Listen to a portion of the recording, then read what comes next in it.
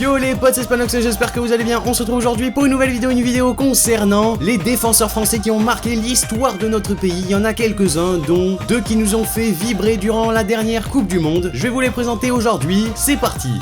On commence tout d'abord avec Laurent Blanc, c'était lors des 8e de finale de la Coupe du Monde 98 face au Paraguay et tout semblait facile pour les Bleus. Contre une équipe paraguayenne dépourvue de stars, l'armada française n'aurait dû faire qu'une bouchée de leur adversaire, mais ça c'est sans compter la grinta et l'agressivité sud-américaine qui ont mis en difficulté notre sélection. Incapables de marquer un but, les Français ont été emmenés jusqu'à la terrible épreuve du but en or. Contre toute attente, la lumière est venue du défenseur central de l'équipe de France, Laurent Blanc, qui a qualifié les siens pour l'écart, et on peut se dire que sans son but, ça aurait été quand même assez compliqué. On enchaîne ensuite avec Lilian Thuram lors du match France-Croatie, toujours lors de la Coupe du Monde 1998. Tout le monde connaît l'histoire des deux premiers buts en équipe de France de Lilian Thuram. Le latéral droit français a attendu la demi-finale de la Coupe du Monde à la maison pour ouvrir son compteur. Mené 1-0 par les Croates, les Français espéraient tous un exploit individuel de la star Zinedine Zidane ou d'un autre joueur offensif de notre sélection. Et à la surprise générale, c'est Lilian Thuram qui a inscrit un doublé et envoyé la France en finale de la Coupe du Monde au Stade de France. On poursuit ensuite avec Mamadou Sakho. En 2013, l'équipe de France n'a pas réalisé la meilleure des campagnes de qualification pour la Coupe du Monde 2014, une contre-performance qui les a obligés à jouer les barrages contre l'Ukraine. Le match aller en Ukraine est une catastrophe et les Bleus s'inclinent 2-0 à la surprise générale. Comme Laurent Koscielny avait reçu un carton rouge au match aller, c'est finalement Mamadou Sakho qui l'aura remplacé, le défenseur central français, et par la suite le héros de la soirée puisqu'il a inscrit un doublé lors de la victoire 3-0 qui enverra les Bleus au Brésil. C'était vraiment un match extrêmement important et forcément très attendu par les Français puisque après un revers 2-0 on s'attendait à un gros match de notre équipe et ça a été le cas et ils nous ont ainsi fait rêver puisqu'ils ont emmené l'équipe de France pour la Coupe du Monde 2014, même si bon elle se fera éliminer par les champions du monde de cette année là. On a ensuite Benjamin Pavard. Après une phase de poule au résultat parfait mais au contenu poussif, l'équipe de France affronte une Argentine en difficulté en 8e de finale de la Coupe du Monde 2018 en Russie. Pourtant les Argentins sont accrocheurs et le talent individuel de leurs attaquants fait la différence. Alors que les Bleus sont menés 2-1, Benjamin Pavard, le latéral droit des Bleus, reprend un centre incroyable de la part de Lucas Hernandez qui lui était latéral gauche. Une reprise de volée splendide qui est le plus beau but de la Coupe du Monde et qui a remis la France sur les rails. Franchement, personnellement, je trouve que c'est un des plus beaux buts que j'ai vu depuis très longtemps puisque en plus d'être extrêmement bien réalisé par Pavard, il est également très important pour la France.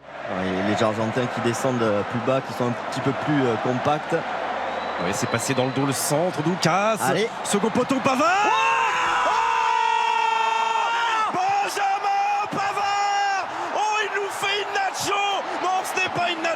C'est une Pavard et ça permet aux Bleus, sur cette frappe somptueuse, de recoller de partout.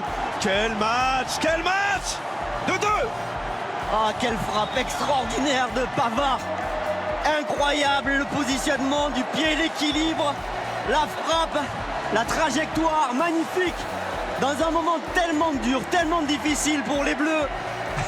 Et il se calme, il est en train de se replacer tranquillement à son poste, Benjamin Pavard, comme si rien ne s'était passé. Et pourtant, il s'est passé ça, Vicente.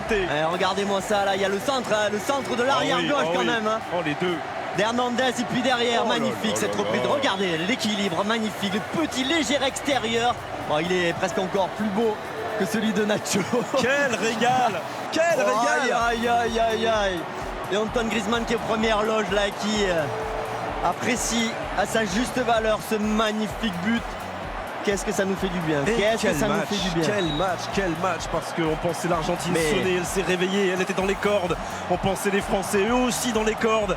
Et là, les deux sont à nouveau debout, face à face. Ils se regardent dans les yeux et il va rester une demi-heure extraordinaire à vivre à Kazan. Quel 8e de finale. Et le dernier défenseur de la vidéo, c'est Samuel Umtiti, lors du match France-Belgique en demi-finale de la Coupe du Monde 2018. C'était un match franchement extrêmement compliqué puisque la France affrontait certainement la meilleure équipe du tournoi, une équipe belge bourrée de talent que la France avait réussi à contenir sans trop se livrer. Et dans un match fermé, c'est le défenseur central Samuel Umtiti qui a trouvé la faille de la tête sur corner, l'unique but de la rencontre qui a permis aux Bleus d'aller en finale et d'inscrire une deuxième étoile sur leur maillot. C'est vrai qu'au niveau du jeu-tête, on s'attendait pas forcément à ce que la France France et la supériorité par rapport à la Belgique puisqu'il y avait de grands gabarits, notamment Marouane Fellaini qui était au marquage sur Umtiti. En tout cas, il a été plus vif et plus rapide. Il a réussi à battre Thibaut Courtois, ce qui a été franchement un but extrêmement important puisque quand une équipe gagne un match 1-0 dans des matchs aussi importants qu'une demi-finale de Coupe du Monde, c'est que ça a vraiment été un match poussif et compliqué et le but est tout autant important. Passé à un moment donné Olivier Giroud qui n'a pas encore cadré une seule frappe depuis le début de cette Coupe du Monde. Il en suffira d'une et il en suffira d'une avec Samuel Umtiti qui vient couper ce corner au premier poteau. Les Bleus mènent 1-0 dès le début de la seconde période. 51e minute. Umtiti de la tête. La France mène 1-0. Et en plus il passe, je veux regarder cette action, il arrive à passer devant Fellaini qui est vraiment très bon de la tête. Ah, il a réussi à passer devant lui, on va revoir ça, on voit le gros plan sur Fellaini, qui se fait prendre complètement, qui arrive à passer l'épaule et qui arrive à croiser sa tête, magnifique tête de Samuel Umtiti. Quel bon début de seconde période parce que là dans un match aussi tendu qui sent le souffle comme ça.